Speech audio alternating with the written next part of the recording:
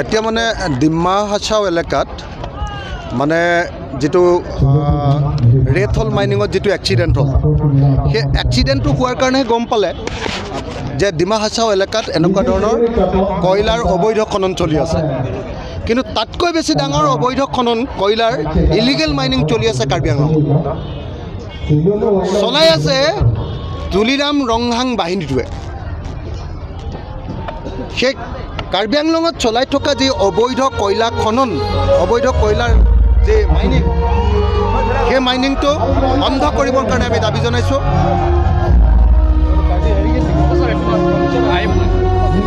অবৈধ কয়লাৰ যি অবৈধৰ যিটো কয়লা খনন সেইটো বন্ধ কৰিবৰ কাৰণে দাবী জনাইছোঁ আৰু এইটোৰ ওপৰত CBI এনকুৱাৰী দিবৰ কাৰণে দাবী জনাইছোঁ আৰু মই অসমৰ মুখ্যমন্ত্ৰীক আহ্বান জনাইছোঁ যাতে অসমত কাৰ্বি আংলঙত চলি থকা যি অবৈধ কয়লা খনন তাৰ ওপৰত CBI তদন্ত দিয়া হয় আৰু অনতিবিলম্বে ইয়াৰ যি অবৈধ কয়লা খনন আছে তাক বন্ধ কৰাৰ ব্যৱস্থা গ্ৰহণ কৰা হয় আৰু কিবা আছে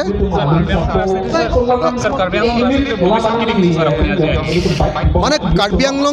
কাৰ্বি মানুহৰ মূল যিটো দাবী যে ভাৰতৰ সংবিধানৰ 244A লাগে আমি সেই দাবীটো সমৰ্থন কৰোঁ যে কাৰ্বিসকলৰ অধিক স্বায়ত্ব শাসন লাগে কাৰ্বিসকল অসমৰ আটাইতকৈ পুৰণি অসমীয়া প্ৰথম অসমীয়া অসমৰ কলম্বাছ বিষ্ণুৰাভ ভাই কৈ গৈছে যে অসমৰ কলম্বাছ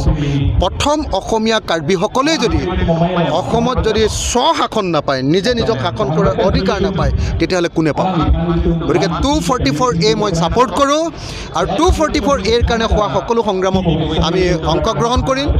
অতি সোনকালে কাৰ্বি আংলঙৰ পৰা তুলিৰাম ৰংহাং বাহিনীক খেদোৱাৰ ব্যৱস্থা কৰিব লাগে কাৰণ কাৰ্বি আংলঙৰ ৰাইজৰ যি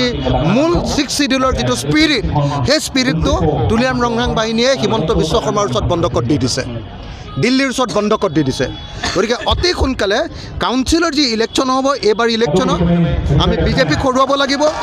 বিজেপিয়ে কাৰ্বিসকলৰ অধিকাৰ কাঢ়ি লৈছে APHLCক আমি জিকাব লাগিব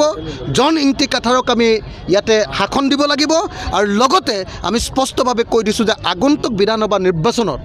আমি সৰ্বতোপ্ৰকাৰে সহায় কৰি ইয়াত বিজেপিক হৰুৱাই APHLCক জিকাবৰ কাৰণে আমি সকলোৱে কাম কৰিম মই নিজেও তাৰ কাৰণে খাটিম মই এই মুহূৰ্তত আজি APHLCৰ প্ৰতিষ্ঠা দিৱসত তেখেতসকলক আদৰণি জনাইছোঁ শুভেচ্ছা জনাইছোঁ অভিনন্দন জনাইছোঁ আৰু কাৰ্বিসকলৰ এই সংগ্ৰাম আগুৱাই লৈ যাবৰ কাৰণে মই আশীৰ্বাদ দিছোঁ হয় মানে কাৰ্বি স্বায়ত্তশাসিত পৰিষদ আৰু ডিমা হাছাও স্বায়ত্তশাসিত পৰিষদ এই দুইটাক হিমন্ত বিশ্ব শৰ্মাই আমাৰ দিছপুৰে মানে